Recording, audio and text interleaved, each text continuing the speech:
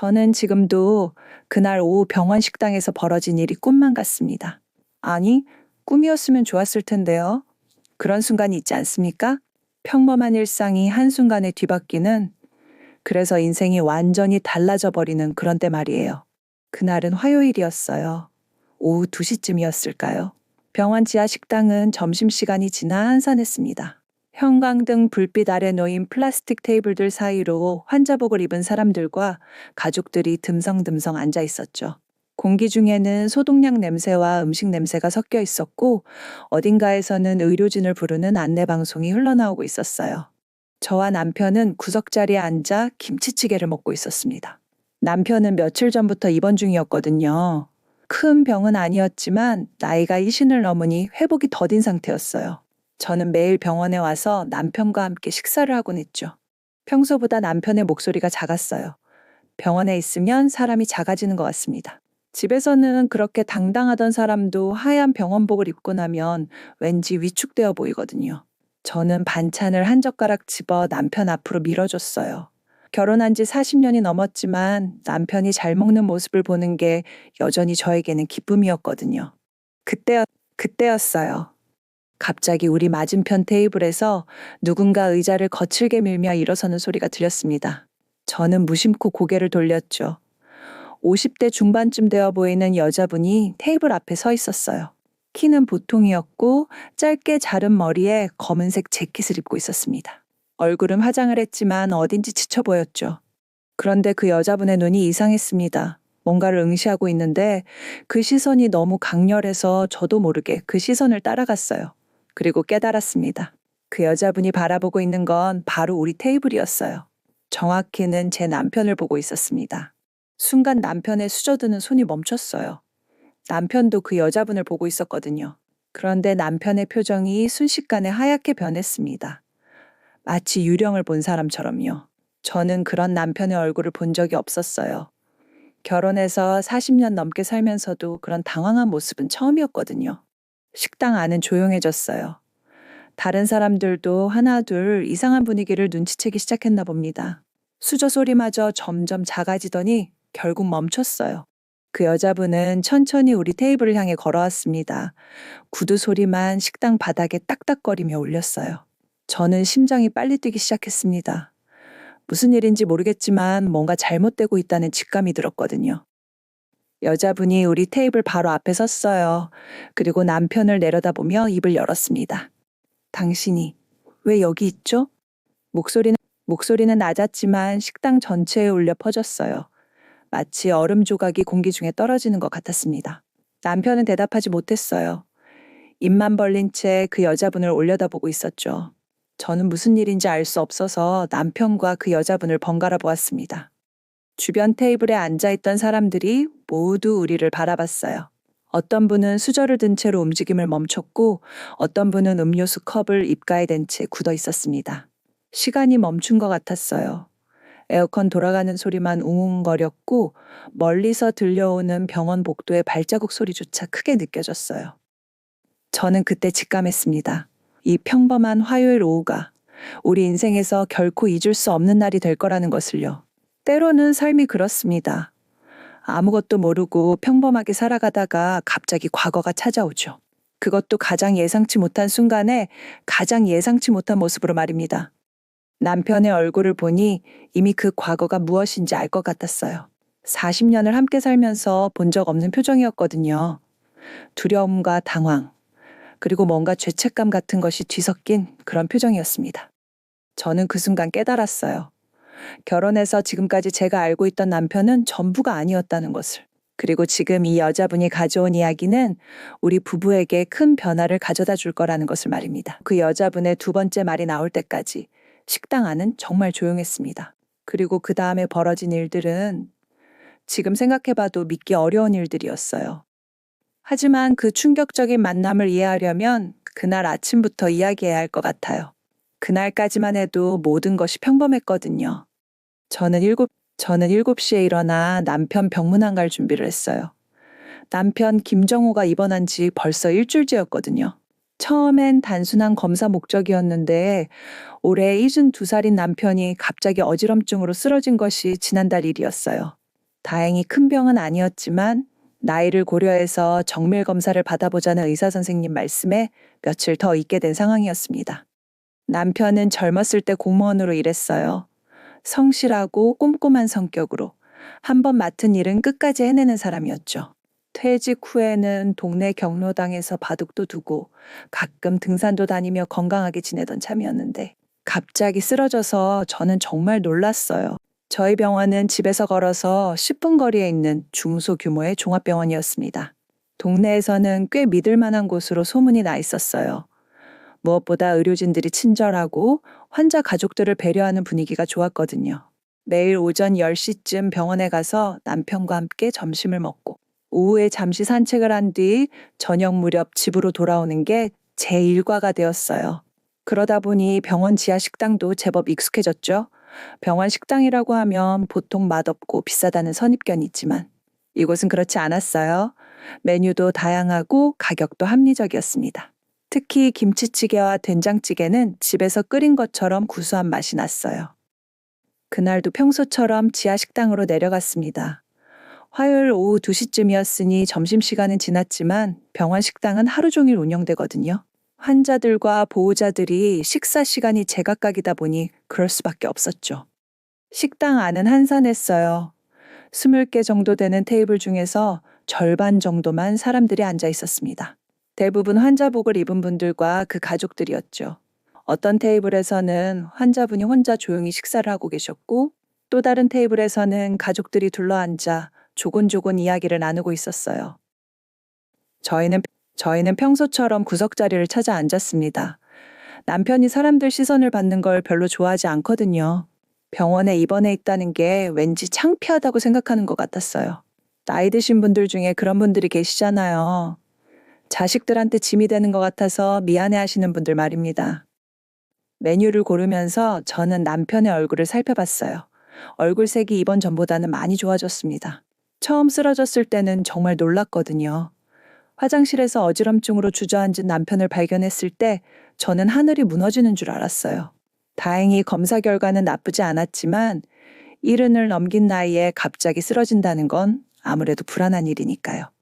남편은 메뉴판을 들여다보더니 김치찌개를 주문했어요. 지난 며칠 동안 계속 김치찌개만 시켜 먹었는데 그게 가장 입맛에 맞는다고 했습니다. 저는 된장찌개를 주문했죠. 음식이 나오기를 기다리는 동안 저는 무심코 주변을 둘러봤습니다. 병원 식당 풍경이 이제는 익숙해졌어요. 환자복을 입은 사람들, 걱정스러운 표정의 가족들, 때로는 의료진들도 식사를 하러 내려오곤 했죠. 그때 제 시선이 한 테이블에 머물렀습니다. 우리에서 대각선으로 3테이블 떨어진 곳에 혼자 앉아있는 여자분이 계셨어요. 나이는 50대 중반쯤 되어 보였고 짧게 자른 머리가 단정했습니다. 검은색 재킷을 입고 있었는데 옷차림새가 깔끔했어요. 뭔가 특별해 보이는 사람은 아니었습니다. 그런데 왜인지 자꾸 시선이 갔어요. 그 여자분이 음식을 거의 건드리지 않고 있었거든요.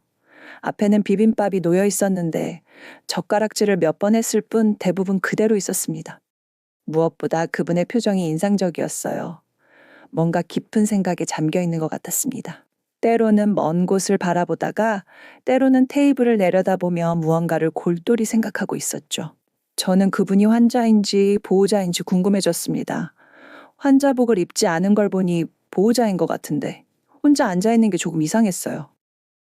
그런 생각을 하고 있을 때 우리 음식이 나왔습니다. 김치찌개에서 뜨거운 김이 모락모락 올라왔어요. 남편이 숟가락을 들더니 천천히 한 숟갈 떠먹으며 만족스러운 표정을 지었습니다. 그 모습을 보니 저도 기분이 좋아졌어요. 아픈 사람이 밥을 잘 먹는 건 가장 좋은 신호니까요.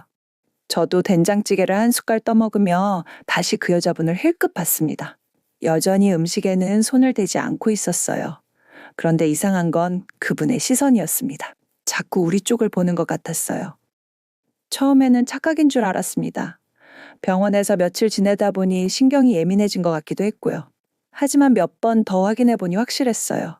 그 여자분이 우리 테이블을, 정확히는 남편을 자꾸 보고 남편은 그런 시선을 전혀 눈치채지 못하는 것 같았어요. 김치찌개에만 집중하고 있었거든요. 저는 남편에게 말해야 할지 말아야 할지 고민했습니다. 괜히 불편하게 만들고 싶지 않았거든요. 그런데 그 여자분이 갑자기 일어났어요. 의자를 뒤로 밀면서 벌떡 일어서는 모습이 심상치 않아 보였습니다. 그리고 우리 테이블을 똑바로 바라보더니 천천히 걸어오기 시작했어요. 그때서야 남편도 뭔가 이상하다는 걸 눈치챈 것 같았습니다. 숟가락을 든 손이 멈추더니 고개를 들어 그 여자분을 봤어요. 그 순간 남편의 얼굴이 확 변했습니다. 마치 귀신을 본 사람처럼 하얗게 질렸어요. 저는 이상했습니다. 남편이 누군가를 알아본 것 같았거든요. 하지만 저는 그 여자분을 본 적이 없었어요. 적어도 제 기억으로는 처음 보는 분이었습니다. 그 여자분이 우리 테이블 바로 앞까지 와서 섰어요. 주변의 모든 대화 소리가 점점 작아지더니 결국 멈췄습니다.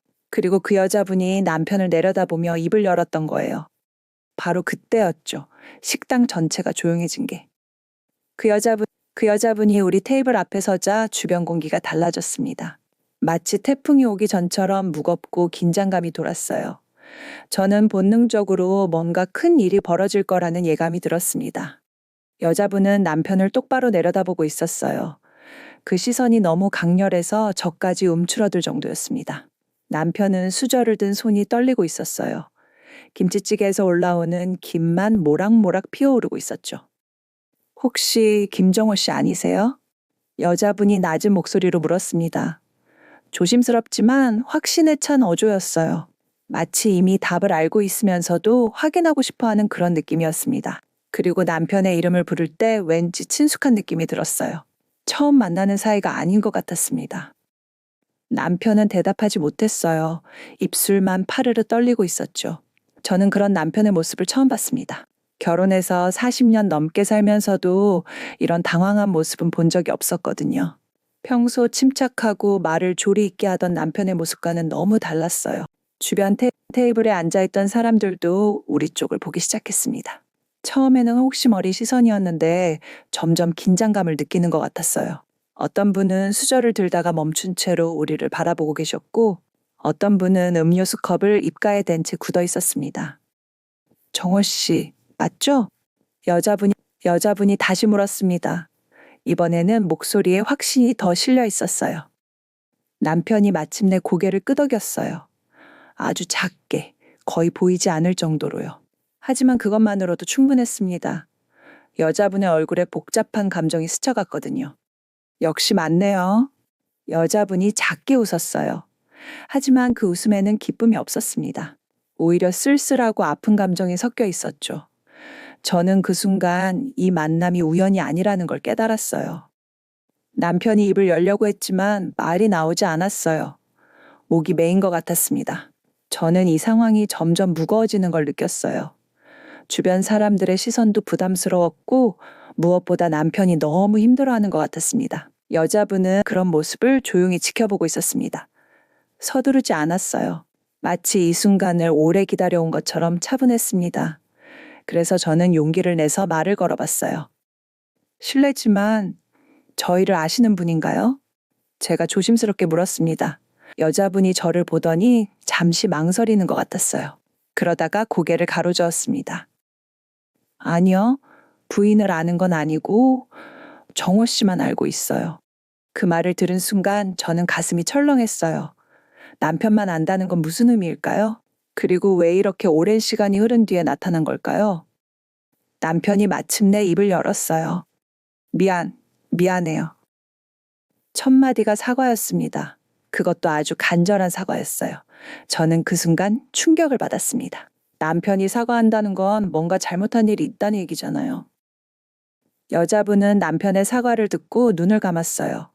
깊게 숨을 들이마시더니 천천히 내쉬었습니다. 마치 오랫동안 참아왔던 감정을 가라앉히려는 것 같았어요. 미안하다고요? 되물었어요. 목소리는 여전히 조용했지만 그 속에 복잡한 감정이 들어있었습니다. 원망인지 서운함인지 분노인지 알 수 없는 그런 감정이요. 주변이 점점 더 조용해졌어요. 처음에는 수근거리는 소리도 들렸는데 이제는 정말 조용했습니다. 마치 모든 사람들이 숨을 죽이고 있는 것 같았어요. 남편이 다시 입을 열었어요.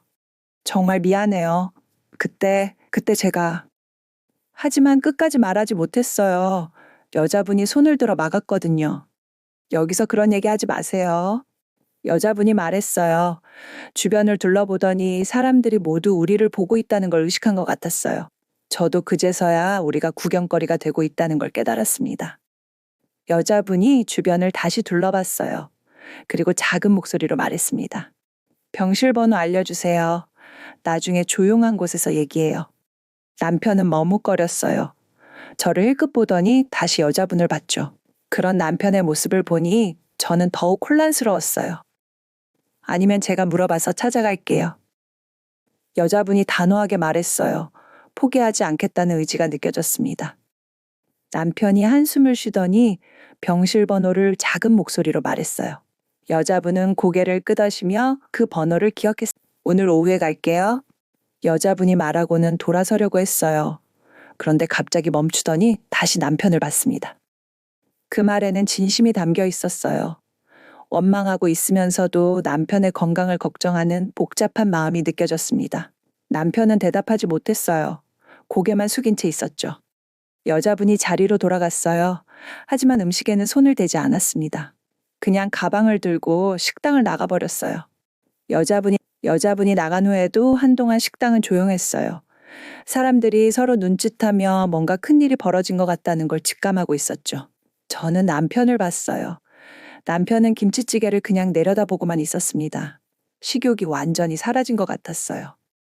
여보, 제가 조심스럽게 불렀어요. 남편이 고개를 들어 저를 봤는데 그 눈에는 미안함과 두려움이 섞여 있었습니다. 저는 그 순간 알았어요. 우리 부부에게 큰 변화가 찾아올 거라는 것을요. 그리고 그 변화는 남편의 과거, 그것도 아주 오래된 과거에서 시작된 거라는 것을 말입니다. 30년이 넘었어요. 정확히는 32년하고도 반년이 더 됐죠. 나중에 들은 여자분의 말이었어요. 그 숫자를 말할 때 얼마나 정확하게 계산해 왔는지 알 수 있었습니다. 30년 넘게 기다린 만남이었던 거죠. 과연 30년 전에 무슨 일이 있었을까요? 그리고 그 여자분은 왜 이제서야 남편 앞에 나타난 걸까요? 저는 그때까지만 해도 이 모든 일이 얼마나 깊고 복잡한 이야기의 시작이었는지 몰랐습니다. 그날 오후 4시경 약속한 시간이 되자 정말로 그 여자분이 나타났습니다. 병실 문을 조심스럽게 두드리는 소리가 들렸을 때 저는 심장이 빨리 뛰는 걸 느꼈어요. 점심 식사 후 내내 남편은 침대에 앉아 창밖만 바라보고 있었거든요. 저와 거의 말을 하지 않았죠. 물어봐도 대답이 짧았고 평소와 완전히 다른 모습이었습니다. 들어오세요. 제가 대답했어요. 남편은 여전히 창밖만 보고 있었거든요. 문이 열리며 그 여자분이 들어왔습니다. 식당에서 볼 때보다 더 자세히 보니 얼굴에 깊은 피로감이 스며 있었어요. 여자분은 문을 닫고 병실 안을 둘러봤습니다. 사인실이었는데 다행히 다른 환자분들은 모두 검사나 치료를 받으러 나가신 상태였어요. 우리만 있는 조용한 상황이었죠. 여자분이 저에게 정중하지만 어딘지 어색한 인사를 했어요. 저도 어떻게 대해야 할지 몰라서 어색하게 인사를 받았죠. 남편이 그제서야 고개를 돌렸어요. 여자분과 눈이 마주치자 다시 고개를 떨구었습니다. 어린아이처럼 위축된 모습이었어요. 여자분은 침대 옆 의자를 가리키며 저에게 앉아도 될지 물었고 저는 고개를 끄덕였어요. 하지만 마음 한편으로는 불안했습니다. 이제 곧 남편의 과거에 대한 이야기를 듣게 될 텐데 과연 어떤 내용일지 두려웠거든요. 여자분이 의자에 앉았어요. 그리고 한동안 아무 말도 하지 않았습니다. 병실 안은 정말 조용했어요. 복도에서 들려오는 간호사들의 발자국 소리와 의료 장비 소리만 희미하게 들렸죠. 정호 씨, 여자분이 마침내 남편의 이름을 불렀어요. 목소리에는 30년 넘게 쌓인 복잡한 감정이 섞여 있었습니다. 저 기억하시죠? 남편이 천천히 고개를 끄덕였어요. 하지만 여전히 여자분을 제대로 쳐다보지는 못했습니다. 32년하고도 반년이 더 됐어요. 여자분의 목소리가 떨리기 시작했어요. 그 정확한 숫자가 얼마나 중요한 의미를 갖는지, 그동안 얼마나 세심하게 시간을 세워왔는지 알 수 있었습니다. 그동안 어떻게 지내셨어요? 남편이 작은 목소리로 물었어요. 진심 어린 물음이었지만 여자분의 표정은 순간 굳어졌습니다. 어떻게 지냈냐고요? 여자분이 되물었어요. 목소리 톤이 확실히 달라졌습니다. 차가워졌어요. 저는 두 사람 사이의 분위기가 급변하는 걸 느꼈습니다. 뭔가 폭발 직전의 긴장감이 흘렀어요. 정호 씨는 정말 모르시는군요. 여자분이 쓸쓸하게 웃었어요. 그 웃음소리가 병실에 메아리 쳤습니다. 남편이 당황한 표정으로 여자분을 봤어요. 무슨 말인지 이해하지 못하는 것 같았습니다. 저는 그 후로 결혼도 못했어요. 첫 번째 폭탄이 터졌습니다. 저는 깜짝 놀라 남편을 봤어요. 남편의 얼굴이 창백해졌습니다. 왜냐하면 당신 때문에 제 인생이 완전히 바뀌었거든요. 두 번째 폭탄이었어요. 여자분의 목소리에 분노가 섞이기 시작했습니다. 저는 이해할 수 없었어요. 남편 때문에 결혼을 못했다니 도대체 무슨 일이 있었던 걸까요? 미영아. 남편이 여자분의 이름을 불렀어요. 미영. 그제서야 그 여자분의 이름을 알았습니다. 하지만 저는 그 이름을 들어본 적이 없었어요. 지금 와서 그런 식으로 부르지 마세요. 미영 씨가 날카롭게 말했어요. 목소리에 쌓인 원망이 느껴졌습니다. 당신은 저를 버리고 여기 와서 잘 살았겠지만 저는 그게 아니었어요. 버렸다는 말에 저는 충격을 받았어요. 남편이 누군가를 버렸다고요? 제가 알고 있는 남편은 그런 사람이 아닌데요. 남편이 머리를 감싸 안았어요. 양손으로 머리를 감싸고 고개를 떨구었습니다. 그 모습을 보니 뭔가 정말 큰 잘못을 했다는 게 느껴졌어요. 미안해. 정말 미안해. 남편이 다시 사과했어요. 하지만 미영 씨는 그 사과를 받아들이지 않았습니다. 미안하다고요? 그 말로 다 되는 줄 아세요? 미영 씨가 일어났어요. 감정이 격해진 것 같았습니다. 당신 때문에 제 인생이 무너졌어요. 목소리가 높아졌어요. 복도에까지 들릴 정도였습니다. 저는 깜짝 놀라 문 쪽을 봤어요. 다른 사람들이 들을까봐 걱정됐거든요. 30년 넘게 당신을 원망하며 살았어요. 왜 그렇게 했는지, 왜 아무 말도 없이 사라졌는지. 미영 씨의 목소리가 떨렸어요. 분노 속에 깊은 상처가 묻어나왔습니다. 남편은 아무 말도 할 수 없었어요. 그냥 고개를 떨군 채 미영 씨의 분노를 받아내고 있었습니다. 저는 그제서야 상황을 이해하기 시작했어요. 남편이 젊었을 때 미영 씨와 어떤 관계였는지, 그리고 왜 헤어졌는지 대략 짐작이 갔습니다. 그런데 오늘 여기서 당신을 보니까 미영 씨가 잠시 말을 멈췄어요. 깊게 숨을 들이마시더니 계속했습니다. 당신은 행복해 보이더라고요. 아내도 있고 건강하게 살고 있고. 그때 미영 씨가 저를 봤어요. 그의 시선에는 부러움과 원망이 섞여 있었습니다. 부인은 행복하시겠어요? 좋은 남편 만나서. 그 말에 저는 가슴이 아팠어요. 미영 씨의 마음이 얼마나 아픈지 느껴졌거든요. 남편이 고개를 들어 미영 씨를 봤어요. 눈에 눈물이 고여 있었습니다. 미영아, 정말. 그만하세요. 미영 씨가 소리쳤어요. 병실 안이 울렸습니다. 바로 그 순간 복도에서 발자국 소리가 들렸어요. 간호사가 오는 소리였습니다. 미영 씨도 그 소리를 들었는지 갑자기 조용해졌어요. 잠시 후 간호사가 문을 열고 들어와서 괜찮은지 물어봤어요. 소리가 들려서 온 것 같았습니다. 남편이 어렵게 괜찮다고 대답했고 간호사는 의심스럽다는 표정으로 우리를 둘러본 후 나갔습니다. 미영 씨는 그 사이에 진정을 찾은 것 같았어요. 하지만 여전히 분노가 가라앉지 않은 상태였습니다. 저는 이제 가볼게요. 미영 씨가 말했어요. 하지만 발걸음을 옮기지는 않았습니다. 하지만 이걸로 끝이 아니에요. 저는 당신한테 해야 할 말이 아직 많이 남아 있어요. 그 말을 남기고 미영 씨가 병실을 나갔어요. 문이 닫히는 소리와 함께 복도로 멀어지는 발자국 소리가 들렸습니다. 병실은 다시 조용해졌어요. 하지만 공기는 여전히 무겁고 긴장감으로 가득했습니다. 남편은 침대에 주저앉았어요. 완전히 기운이 빠진 모습이었습니다. 저는 남편 옆에 앉아서 물었어요. 여보, 미영 씨가 누구예요? 남편이 저를 봤어요. 그 눈에는 죄책감과 두려움, 그리고 깊은 후회가 담겨 있었습니다. 그리고 마침내 남편이 30년 넘게 숨겨왔던 이야기를 시작하려고 입을 열었어요.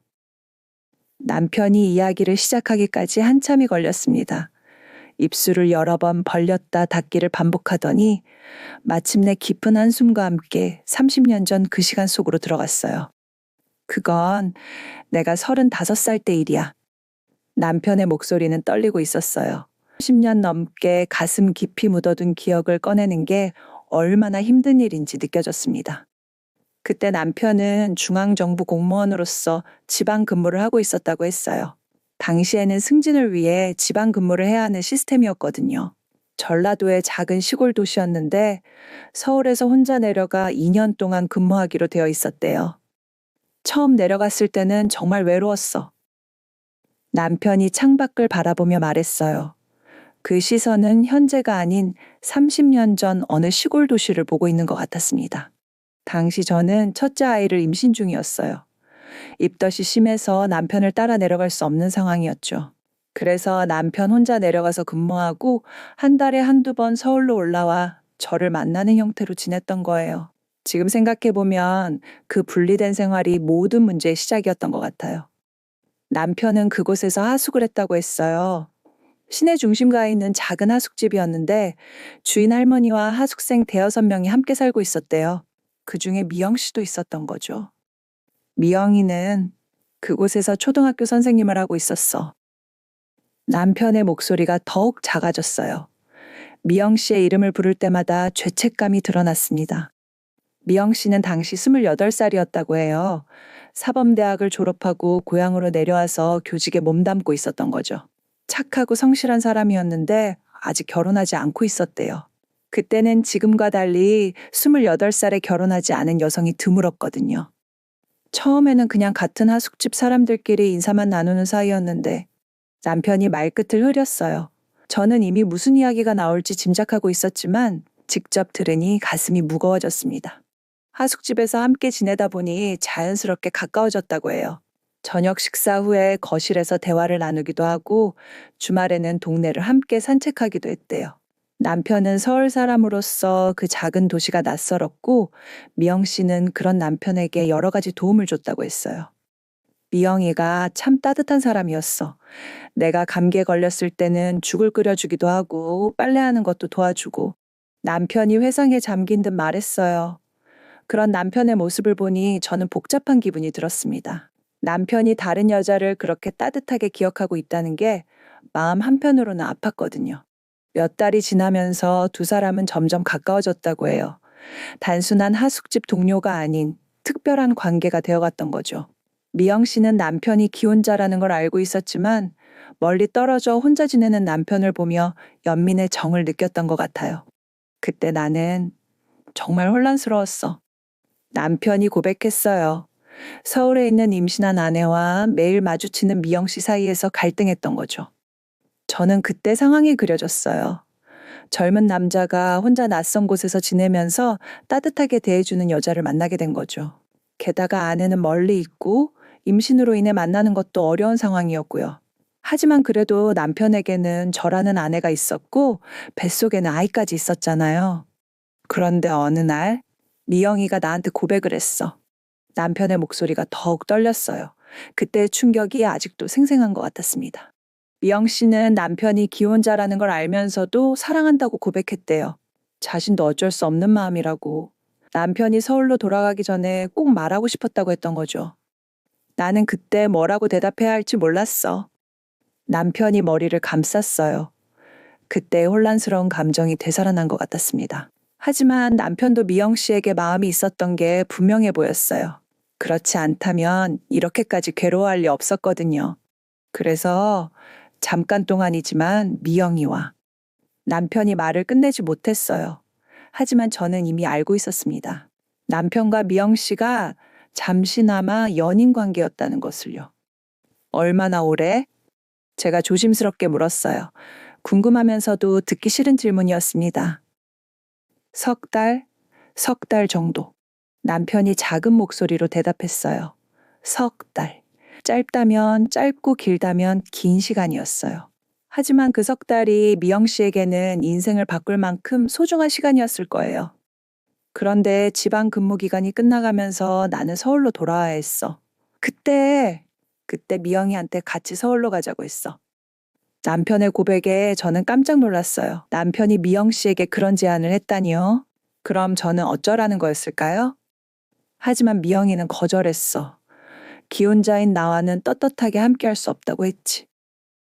미영 씨의 선택이 현명했다는 생각이 들었어요. 아무리 사랑해도 남의 남편을 빼앗을 수는 없었던 거죠. 그런데 동시에 미영 씨가 얼마나 고통스러웠을지도 짐작이 갔어요. 그래서 나는 미영이를 두고 서울로 올라왔어. 남편의 목소리에 깊은 후회가 묻어났어요. 그런데 한 달 후에 미영이한테서 편지가 왔어. 편지. 그 말에 저는 긴장했어요. 무슨 내용이었을까요? 미영이가 임신했다는 편지였어. 그 순간 저는 머리가 하얘졌어요. 미영 씨가 남편의 아이를 임신했다고요? 그럼 저는 첫째 아이를 임신하고 있었는데 남편은 다른 여자까지 임신시켰다는 말인가요? 나는 그 편지를 받고 완전히 패닉 상태가 되었어. 어떻게 해야 할지 모르겠더라고. 당연히 그랬을 거예요. 임신한 아내가 있는 상황에서 다른 여자가 자신의 아이를 임신했다니. 남편으로서는 감당하기 어려운 상황이었을 거예요. 하지만 그것도 결국 남편 자신이 만든 상황이었잖아요. 그래서 나는 남편이 말을 멈췄어요. 하지만 저는 이미 짐작하고 있었습니다. 연락을 끊었구나. 제가 대신 말했어요. 남편이 고개를 끄덕였습니다. 미영이한테 편지도 보내지 않고 전화도 받지 않았어. 그냥 모른 척했어. 남편의 고백을 들으니 가슴이 답답했어요. 미영 씨가 얼마나 절망적이었을까 생각하니 마음이 아팠습니다. 임신한 상태에서 연인에게 버림받는다는 게 얼마나 큰 충격이었을까요? 그 후에는 어떻게 됐어? 제가 물었어요. 몰라. 정말 몰라. 그 후로는 소식을 듣지 못했어. 남편이 고개를 저었어요. 30년 넘게 미영 씨의 안부를 모르고 살아온 거였죠. 저는 이제야 모든 상황을 이해했어요. 미영 씨가 왜 그렇게 분노하는지, 왜 결혼도 못했다고 하는지 알 것 같았습니다. 남편에게 버림받은 상처, 그리고 혼자 아이를 키워야 하는 절망감까지. 그런데 정말 중요한 건 내일 미영 씨가 다시 와서 무슨 이야기를 할지였어요. 오늘의 폭발은 시작에 불과했던 것 같았거든요. 다음날 아침 일찍 미영 씨가 다시 왔습니다. 이번에는 약속 없이 갑자기 나타났어요. 아침 8시경 병실 문을 조심스럽게 두드리는 소리에 저는 깜짝 놀랐습니다.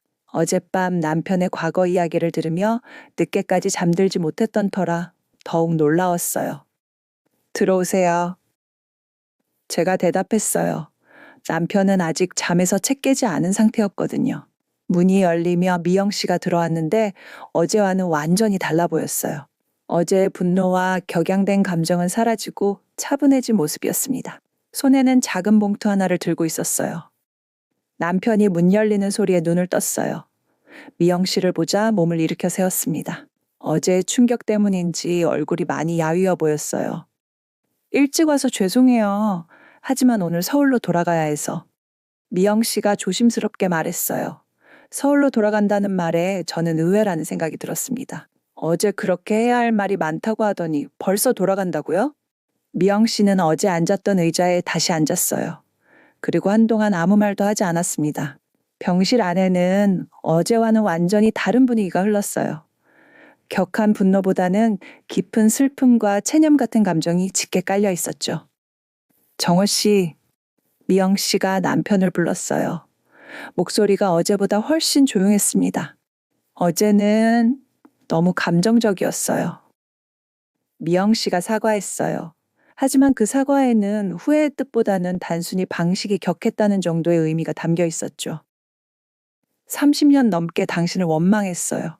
정말 많이 원망했죠. 미영 씨가 천천히 말을 시작했어요. 어제와는 달리 차분한 목소리였지만 그 속에 담긴 아픔은 더 깊게 느껴졌습니다. 당신이 연락을 끊었을 때 저는 정말 절망했거든요.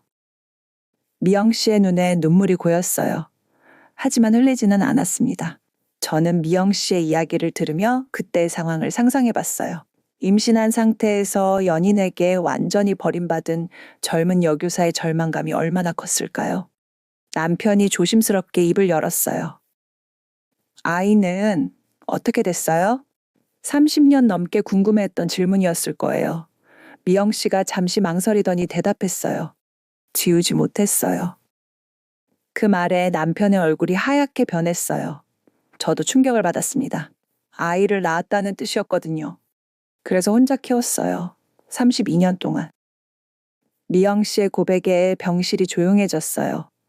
남편에게 자식이 하나 더 있다는 충격적인 사실이었죠. 남편이 입을 벌렸다 다시 닫았어요. 뭐라고 말해야 할지 모르는 것 같았습니다. 아들이에요. 이름은 준호. 미영 씨가 아이 이름을 말할 때 목소리에 따뜻함이 묻어났어요. 30년 넘게 혼자 키운 아들에 대한 깊은 사랑이 느껴졌습니다. 지금 32살이고 회사를 다니고 있어요. 좋은 회사에 다니면서 열심히 살고 있죠. 준호. 남편과 성이 다르다는 게 놀라웠어요. 미영 씨가 자신의 성을 준 것 같았습니다. 남편이 떨리는 목소리로 물었어요. 그 아이는 나를 알고 있어? 아니요. 아버지에 대해서는 아무것도 모르죠.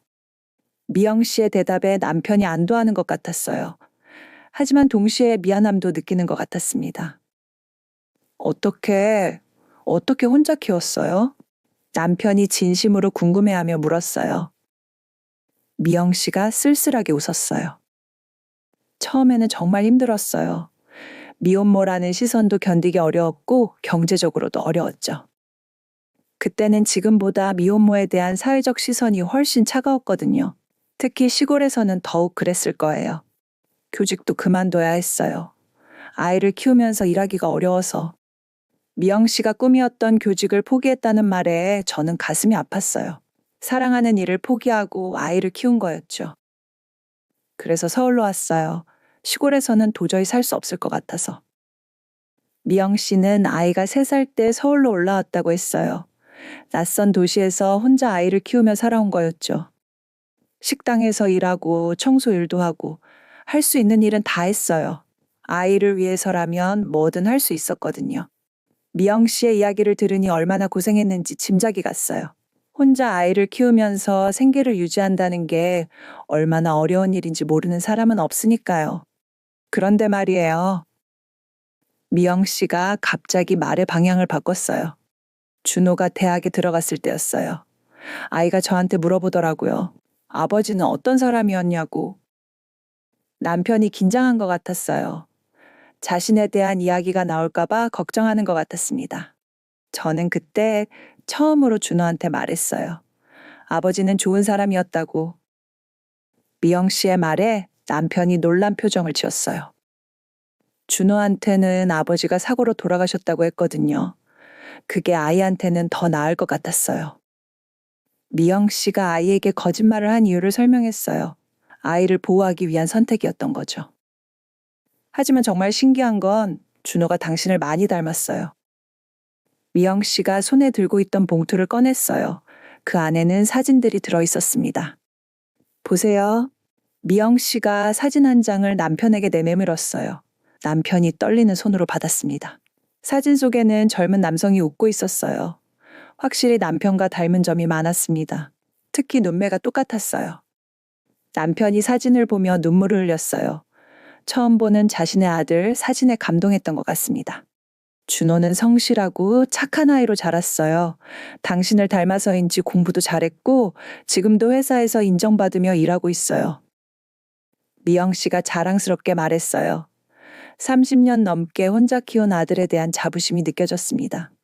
그런데 미영 씨가 갑자기 표정을 바꿨어요. 하지만 말이에요, 정호 씨. 미영 씨가 남편을 똑바로 바라봤어요. 저는 이제 당신을 원망하지 않아요. 그 말에 저는 깜짝 놀랐어요. 어제 그렇게 분노했는데 갑자기 원망하지 않는다고요? 30년 넘게 원망하며 살았지만 어젯밤에 깨달았어요. 미영 씨가 계속 말했어요. 당신을 원망한다고 해서 제 인생이 바뀌는 건 아니더라고요. 오히려 그 원망이 저를 더 아프게 만들 뿐이었어요. 미영 씨의 말에 깊은 깨달음이 담겨 있었어요. 그리고 무엇보다 준호라는 소중한 아이를 제게 준 건 당신이잖아요. 그 순간 저는 미영 씨의 진정한 마음을 이해했어요. 분노 속에 숨겨진 감사의 마음이 있었던 거죠. 만약 그때 일이 없었다면 저는 준호를 만날 수 없었을 거예요. 힘들었지만 준호와 함께한 30년이 제 인생에서 가장 소중한 시간이었어요. 그래서 이제는 도와주고 싶어요. 당신도 저 자신도. 미영 씨의 고백이 병실에 울려 퍼졌어요. 예상과 완전히 다른 반전이었습니다. 남편이 고개를 숙였어요. 미영 씨의 너그러운 마음에 더욱 미안해하는 것 같았습니다. 미영아, 정말 미안해. 그리고 고마워. 남편이 진심으로 사과하고 감사를 표했어요. 미영 씨가 일어났어요. 이제 정말 떠날 시간인 것 같았습니다. 당신도 건강하게 사세요. 그리고 부인을 소중히 여기세요. 미영 씨가 저를 보며 말했어요. 그 눈에는 원망이 아닌 축복의 마음이 담겨 있었습니다. 부인은 좋은 분이세요. 어제 보니까 당신을 정말 사랑하시는 게 느껴지더라고요. 미영 씨가 저에게 말을 건넸어요. 저는 준호가 결혼하면 손자도 볼 수 있을 거예요. 그것만으로도 충분히 행복해요. 미영 씨의 마지막 말이었어요. 그리고 조용히 병실을 나갔습니다. 저는 그제서야 진정한 용서가 무엇인지 알았어요. 미영 씨가 보여준 건 단순한 용서가 아니라 성숙한 인생관이었어요. 상처를 딛고 일어서서 더 큰 사랑을 찾아낸 거였죠. 미영 씨가 떠난 후 병실은 한동안 조용했습니다. 남편은 미영 씨가 남긴 사진들을 계속 들여다보고 있었어요. 처음 보는 아들의 모습에 눈을 떼지 못하고 있었죠. 준호라는 이름의 그 젊은 남성은 정말로 남편을 많이 닮아 있었어요. 저는 창가에 서서 바깥 풍경을 바라봤어요. 하지만 정작 머릿속은 복잡했습니다. 지난 이틀 동안 벌어진 일들이 파노라마처럼 스쳐 지나갔거든요. 남편에게 숨겨진 과거가 있었다는 충격, 그 여자가 남편의 아이를 낳아 혼자 키웠다는 사실, 그리고 마침내 그녀가 용서를 선택했다는 감동까지. 여보, 남편이 저를 불렀어요. 목소리가 많이 쉬어 있었습니다. 저는 남편 쪽으로 돌아섰어요. 남편은 여전히 사진을 손에 들고 있었지만 이제는 저를 바라보고 있었습니다. 미안해. 남편의 첫 마디는 역시 사과였어요. 하지만 이번에는 어제와 달리 진심이 더 깊게 담겨 있었습니다. 저는 남편 옆에 앉았어요. 10년을 함께 산 남편이지만 이렇게 낯설게 느껴진 적은 없었거든요. 동시에 이해할 수 있는 부분도 있었고요. 당신이 젊었을 때 정말 힘들었겠어요. 제가 말했어요. 화를 내고 싶은 마음도 있었지만 미영 씨의 성숙한 모습을 본 후에는 오히려 남편이 안쓰러워 보였습니다. 남편이 고개를 끄덕였어요. 그때는 정말 어떻게 해야 할지 몰랐어. 너도 임신 중이었고 미영이도. 어떤 선택을 해도 누군가는 상처를 받을 수밖에 없는 상황이었거든. 남편의 말을 들으니 그때 상황이 이해가 갔어요. 물론 연락을 끊은 건 잘못된 선택이었지만 35살의 젊은 남자로서는 감당하기 어려운 일이었을 거예요. 하지만 그렇다고 해서 미영 씨를 그렇게 두고 온 건 옳지 않았어요. 저는 분명히 말했어요. 이해한다고 해서 잘못을 덮고 넘어갈 수는 없었거든요. 알고 있어. 평생 후회하며 살았거든. 남편이 고개를 떨궜어요. 정말 후회하고 있다는 게 느껴졌습니다. 저는 남편을 보며 많은 생각을 했어요. 결혼해서 지금까지 남편을 완전히 아는 사람이라고 생각했는데 이렇게 큰 비밀이 있었다니요. 그동안 남편이 얼마나 혼자 그 무게를 감당해 왔을까 싶었어요. 때로는 밤에 깊은 한숨을 쉬는 남편을 본 적이 있었는데 그때가 이 일 때문이었을까요? 그런데 말이에요, 여보. 제가 남편을 보며 말했어요. 미영 씨를 보니까 정말 대단한 분이더라고요. 남편이 고개를 들어 저를 봤어요. 30년 넘게 혼자 아이를 키우면서도 그 아이를 그렇게 훌륭하게 길러냈잖아요. 그리고 마지막에는 당신을 용서하기까지. 저는 진심으로 미영 씨를 존경했어요. 저라면 과연 그렇게 할 수 있었을까 생각해 봤거든요.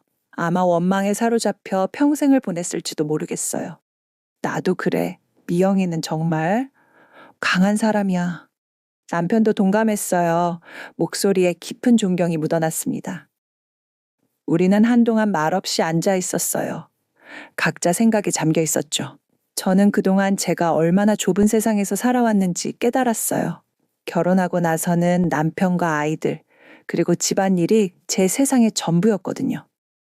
하지만 미영 씨를 보니 세상에는 정말 다양한 삶이 있다는 걸 알았어요. 혼자서도 굳세게 살아가는 사람들이 있고 상처를 딛고 일어서는 사람들이 있다는 걸 말입니다. 그리고 그런 사람들이 보여주는 용서와 관용의 마음이 얼마나 아름다운지도 알게 되었어요. 여보, 저도 미안해요. 제가 갑자기 말했어요. 남편이 놀란 표정으로 저를 봤습니다. 당신이 혼자 그 무거운 짐을 지고 살아왔는데 저는 전혀 모르고 있었네요. 정말 미안했어요. 남편이 평생 짊어지고 살아온 죄책감을 저는 조금도 알아채지 못했던 거예요. 더 세심하게 남편의 마음을 살펴봤다면 뭔가 다른 점을 발견할 수 있지 않았을까요? 아니야, 내가 알 필요 없는 일이었어. 남편이 고개를 저었어요. 하지만 저는 그렇게 생각하지 않았습니다.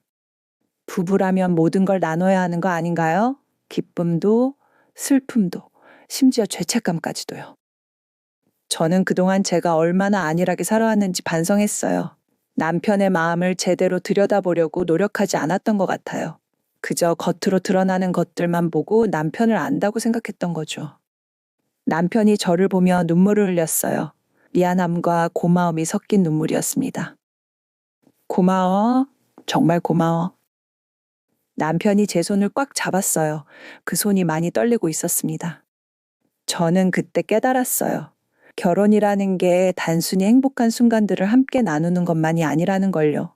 서로의 과거와 상처까지 모두 받아 안고 함께 치유해 나가는 것이 진짜 부부라는 걸 말입니다. 그런데 여보, 제가 조심스럽게 말했어요. 준호, 그 아이에 대해서는 어떻게 생각해요? 남편이 다시 사진을 봤어요. 자신과 닮은 아들의 모습을 바라보는 남편의 표정이 복잡했습니다. 모르겠어. 만나보고 싶은 마음도 있지만 그 아이한테는 내가 죽은 아버지잖아. 남편의 말이 맞았어요. 미영 씨가 아들에게는 아버지가 사고로 돌아가셨다고 했으니까요. 그리고 무엇보다 미영이의 선택을 존중해야겠어. 그동안 혼자 잘 키워왔는데 갑자기 나타나서 혼란만 주고 싶지 않거든. 남편의 말에서 성숙함이 느껴졌어요. 자신의 욕심보다 미영 씨와 아들을 먼저 생각하는 마음이었죠. 하지만 말이에요.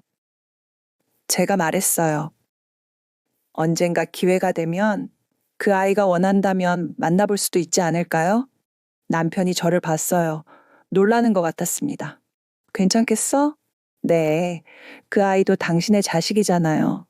그리고 미영 씨가 그렇게 훌륭하게 키우신 아이라면 저는 정말 그렇게 생각했어요. 물론 쉽지 않겠지만 언젠가는 받아들일 수 있을 것 같았습니다. 무엇보다 미영 씨가 보여준 용서와 관용의 마음이 저에게도 큰 감동을 주었거든요. 남편이 제 손을 더 꽉 잡았어요. 당신이 있어서 정말 다행이야. 그 말을 들으니 제 가슴이 뜨거워졌어요. 이런 어려운 상황에서도 서로에게 힘이 되어줄 수 있다는 게 감사했습니다. 저희는 그날 밤 정말 많은 이야기를 나눴어요. 그동안 하지 못했던 깊은 이야기들을요. 서로의 마음속 깊은 곳까지 들여다보는 시간이었습니다. 그리고 저는 깨달았어요. 사람은 누구나 완벽할 수 없다는 것을, 실수하고 후회하며 살아간다는 것을요. 중요한 건 그 실수를 인정하고 용서를 구하는 용기, 그리고 다시 시작할 수 있는 희망이라는 걸 말입니다. 미영 씨처럼 용서할 수 있는 마음, 남편처럼 진심으로 후회하는 마음, 그리고 저처럼 이해하려고 노력하는 마음, 이런 것들이 모여야 진정한 치유가 가능하다는 생각이 들었어요. 그날 밤 저는 처음으로 마음 편히 잠들 수 있었습니다. 비록 충격적인 사실들을 알게 되었지만 오히려 남편과 더 가까워진 것 같았거든요. 그리고 무엇보다 미영 씨의 용기 있는 선택 덕분에 모든 것이 평화롭게 마무리될 수 있다는 안도감이 있었습니다. 남편이 태어난 지 벌써 한 달이 지났습니다. 그동안 저희 부부는 많은 변화를 겪었어요. 겉으로 보기에는 예전과 같은 일상을 보내고 있지만 마음 깊은 곳에서는 완전히 달라진 것 같습니다. 무엇보다 저희는 이제 정말 솔직하게 대화를 나누게 되었어요. 예전에는 서로 눈치를 보며 말하지 못했던 것들도 이제는 편하게 이야기합니다. 마치 새로운 부부가 된 것 같은 기분이에요. 어젯밤에도 남편과 긴 대화를 나눴습니다.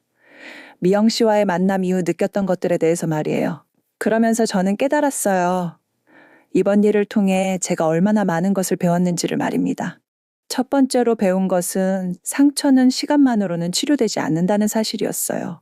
흔히들 시간이 약이라고 하잖아요. 하지만 미영 씨를 보면서 알았습니다. 시간은 상처를 잊게 해줄 뿐 근본적으로 치료해주지는 않는다는 것을요. 미영 씨는 32년 반이라는 긴 시간 동안 그 상처를 안고 살았어요. 시간이 아무리 지나도 아물지 않았던 거죠. 오히려 시간이 지날수록 더 깊어졌을 수도 있어요. 매일매일 혼자 아이를 키우면서 그 상처를 되새겼을 테니까요. 진짜 치료가 이루어진 건 미영 씨가 직접 남편을 만나서 이야기를 나눈 후였어요.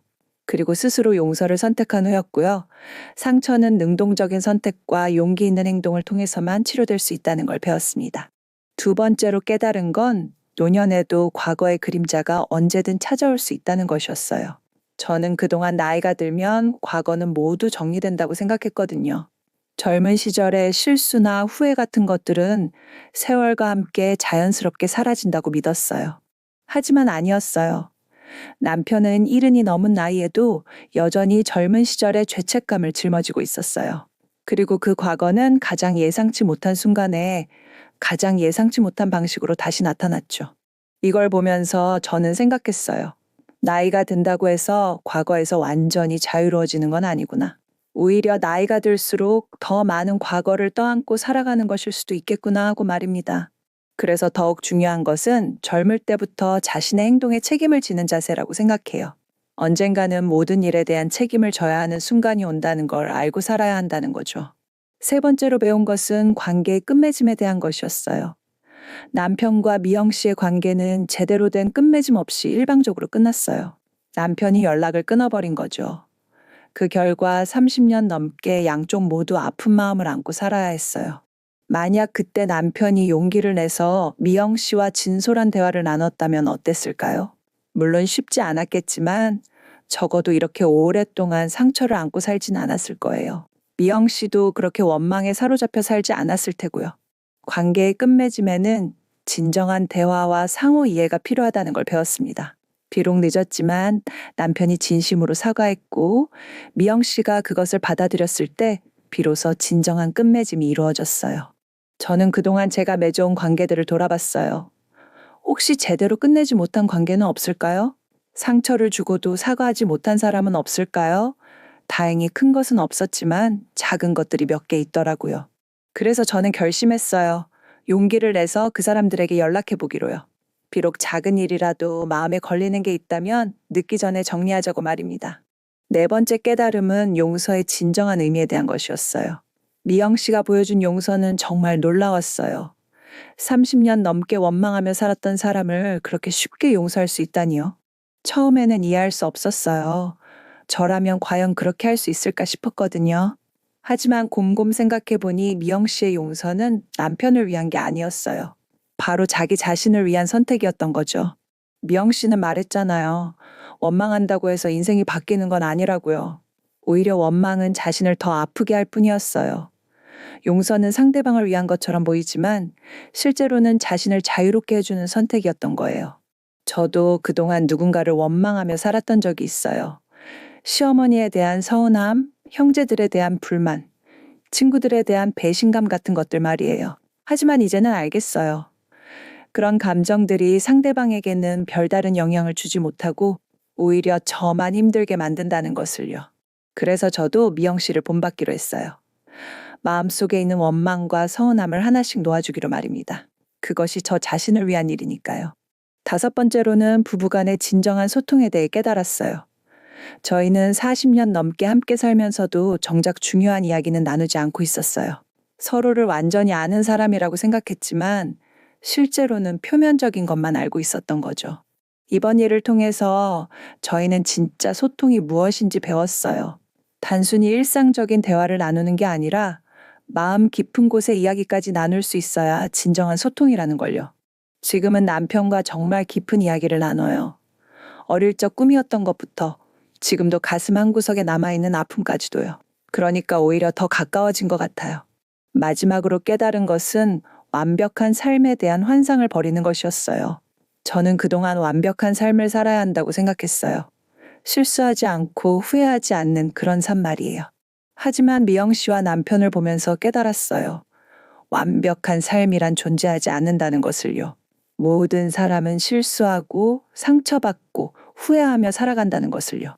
중요한 건 그런 실수와 상처를 어떻게 받아들이고 극복하느냐는 것이었어요. 미영 씨처럼 용기 있게 용서할 수 있는가? 남편처럼 진심으로 뉘우칠 수 있는가? 그리고 저처럼 이해하려고 노력할 수 있는가가 더 중요했던 거죠. 이제 저는 완벽한 삶을 추구하지 않아요. 대신 의미 있는 삶을 살려고 노력해요. 실수해도 괜찮고 후회해도 괜찮아요. 그 경험들이 저를 더 성숙하게 만들어주니까요. 여러분들도 혹시 마음 한구석에 정리되지 않은 과거가 있으시다면 용기를 내보시길 바라요. 사과할 일이 있다면 사과하고 용서할 일이 있다면 용서하세요. 그것이 결국 자신을 위한 일이기도 하니까요. 그리고 가장 가까운 사람과 더 깊은 대화를 나누어 보세요. 표면적인 이야기가 아닌 정말 진솔한 마음의 이야기를요. 늦었다고 생각할지도 모르지만 시작하기에 늦은 때는 없답니다. 지금 이 이야기를 들으신 여러분들은 어떤 생각이 드시나요? 혹시 저와 비슷한 경험을 하신 분이 계실까요? 아니면 미영 씨처럼 오랫동안 상처를 안고 살아가신 분은 없으신지요? 저는 이 이야기를 나누면서 계속 생각했어요. 과연 이런 일이 저희만의 특별한 경험일까 하고 말입니다. 하지만 곰곰 생각해보니 그렇지 않더라고요. 우리 모두의 삶 속에는 크고 작은 미완의 이야기들이 숨어 있는 것 같아요. 어떤 분은 젊은 시절 친구와의 오해로 인해 아직도 마음 한구석이 불편하실 수도 있고, 또 어떤 분은 형제 자매와의 갈등이 아직 풀리지 않은 채로 지내고 계실지도 모르죠. 혹은 직장에서 동료에게 상처를 주고도 사과하지 못한 채 퇴직하신 분들도 계실 거예요. 이런 일들이 왜 생기는 걸까요? 저는 그 이유 중 하나가 우리가 너무 바쁘게 살아왔기 때문이 아닐까 생각해요. 일하고 아이 키우고 부모님 모시느라 정신없이 살다 보니까 정작 중요한 관계들을 제대로 돌보지 못한 거죠. 그리고 나이가 들수록 체면이라는 것도 생기잖아요. 젊을 때는 쉽게 미안하다, 사랑한다고 말할 수 있었는데 나이가 들수록 그런 말들이 어색해지고 어려워져요. 특히 우리 세대는 더욱 그런 것 같아요. 하지만 미영 씨를 보면서 깨달았어요. 용기를 내는 데는 나이가 중요하지 않다는 것을요. 오히려 나이가 들었을 때 더 용기 있는 선택을 할 수 있는 것 같아요. 잃을 것도 별로 없고 남은 시간을 더 의미 있게 보내고 싶은 마음이 생기니까요. 며칠 전에는 정말 놀라운 일이 있었어요. 저희 동네에 사시는 박할머니께서 저를 찾아오셨거든요. 연세가 75이신 분인데 갑자기 저한테 말씀하시더라고요. 그 이야기 들었어요. 병원에서 있었던 일 말이에요. 처음에는 당황했어요. 어떻게 알게 되셨나 싶어서요. 알고 보니 병원에서 함께 있던 분 중 한 분이 박할머니와 아는 사이였던 거예요. 그분이 박할머니께 저희 이야기를 해주셨던 거죠. 저도 비슷한 일이 있었어요. 박할머니가 조용히 말씀하셨어요. 그러면서 자신의 이야기를 들려주셨는데 정말 가슴 아픈 이야기였어요. 박할머니는 젊은 시절 시누이와 크게 다투신 적이 있다고 하셨어요. 사소한 오해에서 시작된 일이었는데 서로 자존심을 세우다 보니 점점 커진 거죠. 결국 20년 넘게 말도 안 하고 지내셨다고 해요. 그런데 몇 년 전에 그 시누이분이 돌아가셨다는 소식을 들으셨대요. 그때서야 박할머니는 후회하셨다고 하시더라고요. 화해하고 싶었지만 이미 늦어버린 거죠. 그래서 당신들 이야기를 듣고 부러웠어요. 늦었지만 화해할 수 있어서 말이에요. 박할머니의 말씀을 들으니 가슴이 먹먹했어요. 그리고 다시 한번 깨달았죠. 우리 주변에는 정말 많은 미완의 이야기들이 있다는 것을요. 그래서 저는 여러분께 꼭 말씀드리고 싶어요. 혹시 마음 한구석에 정리되지 않은 관계가 있으시다면 이제라도 용기를 내보시라고요. 물론 쉽지 않을 거예요. 오랜 시간이 지났을 수도 있고 상대방이 어디에 있는지 모를 수도 있어요. 심지어 이미 세상을 떠나신 분일 수도 있죠. 하지만 그래도 시작해보세요. 만약 상대방이 아직 계시다면 연락해보세요. 전화 한 통, 편지 한 장이라도 좋으니까요. 처음에는 어색할 수도 있지만 진심을 다해 마음을 전한다면 상대방도 느끼실 거예요. 만약 이미 돌아가신 분이라면 마음으로라도 사과하고 감사를 전해보세요.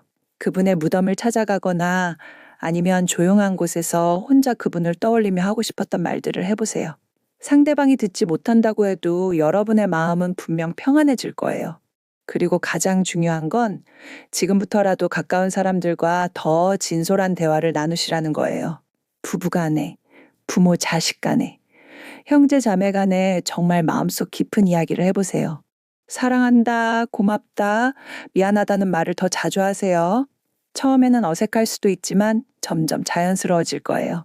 그리고 그런 말들이 관계를 얼마나 따뜻하게 만드는지 느끼게 되실 거예요. 저는 이제 남편에게 자주 말해요. 고마워요, 사랑해요라고요. 처음에 남편이 깜짝 놀라더라고요. 갑자기 왜 이런 말을 하냐면서요. 하지만 이제는 남편도 자연스럽게 대답해줘요. 그리고 우리 둘 다 더 행복해졌어요. 여러분의 삶에도 분명 소중한 사람들이 있으실 거예요. 배우자, 자녀, 부모님, 형제, 자매, 오랜 친구들 말이에요.